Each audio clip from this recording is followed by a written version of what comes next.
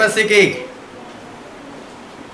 आज एक बार फिर परमेश्वर का वचन लेकर मैं आपके पास आया हूँ।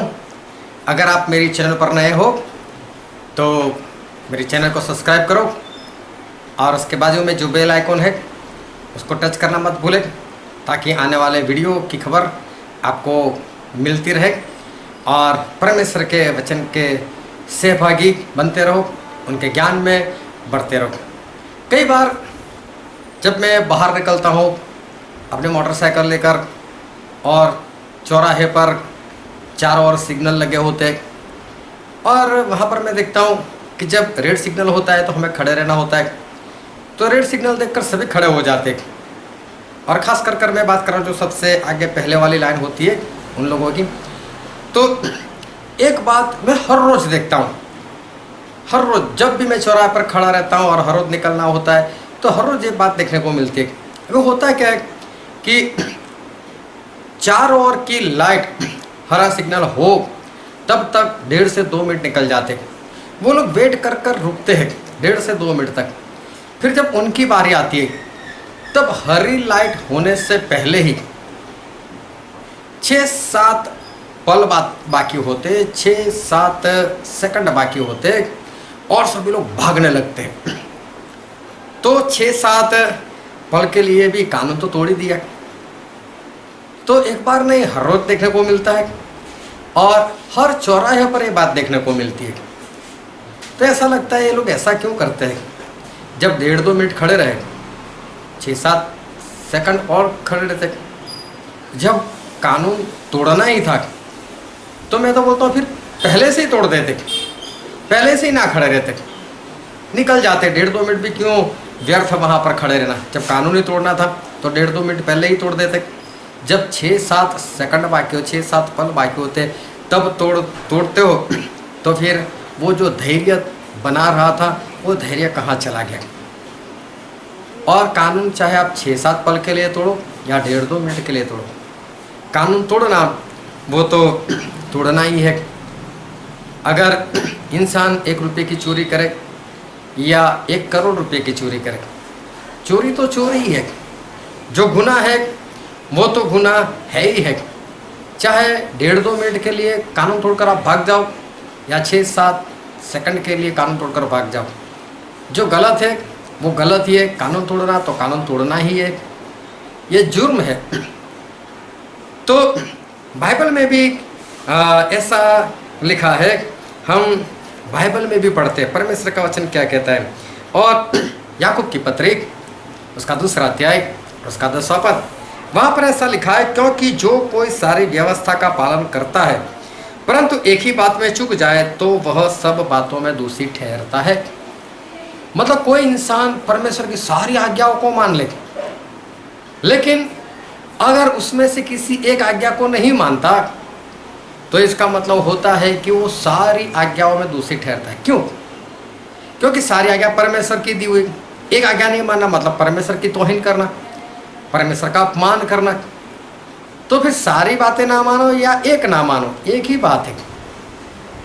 तो इससे अच्छा है कि इंसान जो है वो सारी ही बातें ना माने, एक बातें ना मानकर वो नरक में चला जाए। इससे अच्छा सारी बातें ना मानकर वो नरक में चला जाए, वही अच्छी बात है उसके लिए।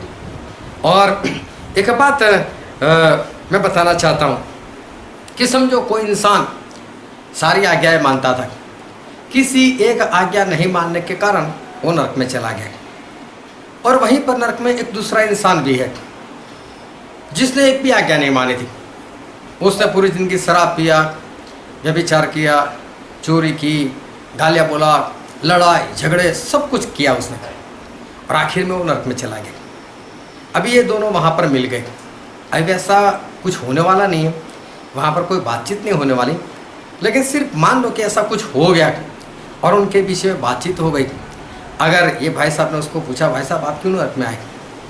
तो बोले मैं तो शराब पीता था, लड़ाई करता था, झगड़ा करता था, गालियाँ बोलता था, व्यभिचार में था, सब कुछ था मेरे अंदर, इसलिए मैं नरक में आ गया। अगर वो सामने से पूछे भाई साहब आप कैसे नरक में आ गए, और ये बोले मैं तो सारी आज्ञाएं मानता था, बस एक ही बात मेरे अंदर थी, निंदा। और वो मैं छोड़ नहीं पाता था, और उसके कारण मैं यहाँ पर आ गया। अभी सोचो सामने वाला कितना हंसेगा। बोले एक गलती के कारण यहाँ पर आ गया, इससे तो मैं अच्छा हूँ, मैं सब कुछ किया और फिर यहाँ आया। उसे कोई अफसोस नहीं हुआ क्योंकि उसका जीवन ही ऐसा था। लेकिन ये जो इंसान किसी एक गलती की वजह से वहाँ पर पहुँच गया, वो कितना अफसोस करेगा कि सिर्फ एक गलती की वजह से मैं यहाँ पर आ गया। तो मैं जब इन लोगों को देखता हूँ, जब 1.5 से 2 मिनट खड़े रहते तो 6-7 पल और खड़े रहे और कानून ना तोड़े, क्योंकि अभी तो हाईटेक ज़माना है, कैमरा लग चुका है, किसी का फ़ोटो उसमें आ गया तो 6-7 पल के लिए भी उसको दंड तो होगा ही। इससे अच्छा है 6-7 पल और रुक जाए और कानून ना तोड़े, वो अच्छी बात है। इसलिए मैं तो बहुत स्पष्ट कहता हूँ, अगर आप स्वर्ग में जाना चाहते हो तो परमेश्वर के किसी भी वचन से, उनकी आज्ञा से समझौता मत करो कि चलेगा, नहीं करूँगा तो चलेगा, ऐसे समझौता कभी मत करो। अगर स्वर्ग में जाना चाहते हो, जो भी लिखा है 100% पूरा कर ही लो। इस संसार का सुख नहीं मिलेगा, इस संसार की बातें जीवन में नहीं आएगी, इस संसार के मौत शौक नहीं पूरे होंगे, कोई बात नहीं, लेकिन स्वर्ग में तो चले जाओगे। लेकिन आपने ठान कर रखा है नरक में ही जाना है, तो मैं तो बोलता हूँ परमेश्वर की एक भी आज्ञा मत मानो, सारा गुनाह कर कर ही जाओ, नरक में जाना है, ताकि नरक में जाने के बाद भी आपको अफसोस ना रहे कि मैं नरक में क्यों आ गया। लेकिन किसी 1-2 गलती की वजह से जाओगे ना, आप वहाँ पर पछताओगे और आपको ऐसा लगेगा क्यों मैंने ये नहीं छोड़ा। जिस तरह से लूका उसका 19वां अध्याय और उसमें लूका 16 और 19 से 31, लूका 16, 19 से 31, उसमें एक धनवान और लाजर की बातें लिखी। वो धनवान वहाँ पर जाकर कितना पछताता है, क्योंकि मुझे नहीं लगता उसका पूरा जीवन खराब होगा। कुछ बातें उसके जीवन में ऐसी होगी जिसके कारण वो नरक में चला गया। वो बहुत पछताता है, मैं यहाँ पर कैसे आ गया, कोई मेरी ज़बान को ठंडे करे तो कितनी अच्छी बात है। और इसलिए मैं कहता हूँ, अगर स्वर्ग में जाना चाहते हो तो कुछ भी मत देखो, सारी आज्ञाएं पूरी कर ही लो। लेकिन ठान कर रखा है नहीं जाना है स्वर्ग में, तो फिर सारे बुरे काम कर कर ही जाओ। लेकिन मैं तो बोलता हूँ कि नरक में जाने की मत ठानो, वो अच्छी जगह नहीं है। क्योंकि बाइबल में ऐसा लिखा है, हम पढ़ते हैं व्यवस्था विवरण और उसका 30 अध्याय, और वहाँ पर ऐसा लिखा है 19वां पद, मैं आज आकाश और पृथ्वी दोनों को तुम्हारे सामने इस बात की साक्षी बनाता हूँ कि मैंने जीवन और मरण, आशीष और शाप को तुम्हारे आगे रखा है। परमेश्वर बोलते मैंने दोनों तुम्हारे आगे रख दिया है, एक और जीवन है, एक और श्राप है, एक और आशीष है, एक और मौत है, सब कुछ परमेश्वर ने रखा है। लेकिन परमेश्वर फिर क्या बोलते हैं, इसलिए तू जीवन ही को पसंद कर। और मैं भी आज यही कहता हूँ, स्वर्ग में जाना ही पसंद करो, सारी आज्ञा मान ही लो, यहाँ पर भी आशीष मिलेगी, वहाँ पर अनंत जीवन मिलेगा। जो कुछ यहाँ गवाओगे वो वहाँ पर 100 गुना मिलेगा। इसलिए स्वर्ग जाना ही पसंद करो। थोड़ी सी बात के लिए नरक में मत जाओ।